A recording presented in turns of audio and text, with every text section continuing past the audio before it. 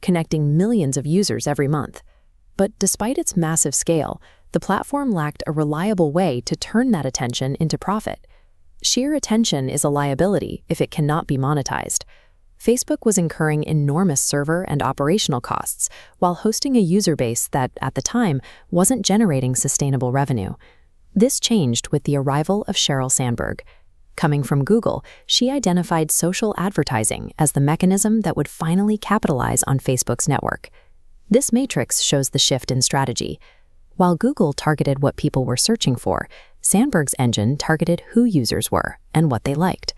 By monetizing identity rather than intent, she turned a college networking site into a highly efficient revenue engine.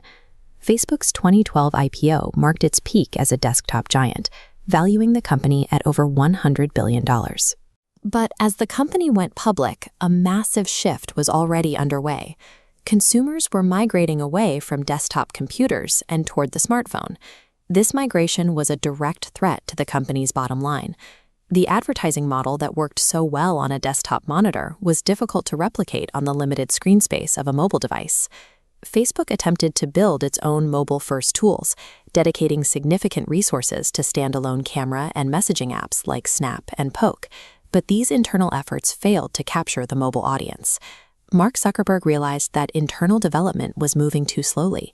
If they couldn't build the next mobile hit themselves, they were going to be left behind. To maintain its dominance, Facebook pivoted. The company would stop trying to out-innovate the mobile market and instead use its capital to acquire the competitors that were already winning. By early 2012, Instagram had become the primary mobile-first threat, dominating the photo-sharing behavior that was central to Facebook's utility. Zuckerberg's private correspondence reveals his anxiety. He described Instagram's growth as really scary and concluded that it would be better to buy than compete. The deal was incredibly aggressive. Zuckerberg negotiated the $1 billion buyout over a single weekend, moving fast to prevent rivals like Apple or Google from making their own bids.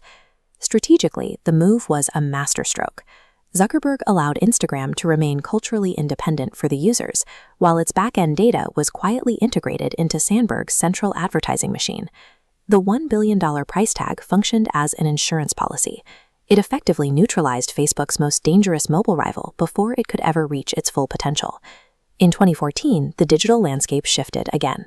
Users began moving away from public social broadcasting and toward the privacy of encrypted messaging.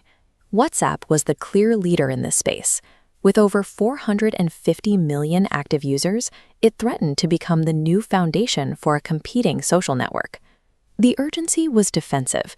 If a competitor like Google secured WhatsApp first, Facebook could be permanently cut off from the most intimate layer of mobile communication. This chart shows the rising cost of defense. To block competitors, Facebook paid a staggering $19 billion for WhatsApp. This gave Facebook a dominant foothold in emerging markets like Brazil and India, where it was already the primary tool for daily communication. By securing both WhatsApp and Instagram, Facebook effectively controlled the most popular mobile platforms for both private messaging and social sharing. In 2013, Snapchat emerged as a new kind of challenger, capturing the attention of the younger demographic with disappearing messages. Zuckerberg attempted to buy the company for $3 billion in cash, but in a move that stunned the industry, Snapchat's founders turned him down. When capital failed to buy the competition, Facebook weaponized the scale of its existing platforms to bury them. In 2016, the company launched Stories across Instagram, WhatsApp, and Messenger. It was a direct, synchronized clone of Snapchat's core feature. This diagram tracks the result of that replication. Within months, Instagram Stories overtook Snapchat's entire user base, causing Snapchat's growth to stall. The message was clear. Because Facebook's ecosystem was so vast, it no longer needed to lead the market in innovation. It only needed to lead in replication to keep its rivals at bay. The company had built a symbiotic monopoly. Sandberg's advertising engine generated the massive capital reserves Zuckerberg utilized to build an inescapable defensive moat. By 2016, users were locked within a closed ecosystem of Facebook-owned properties. Whether they were sharing photos on Instagram or messaging on WhatsApp, they remained under the company's umbrella.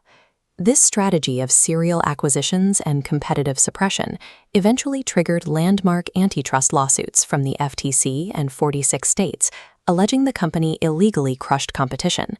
Facebook's evolution from 2008 to 2016 serves as the definitive blueprint for modern digital monopolies, illustrating how a simple website was engineered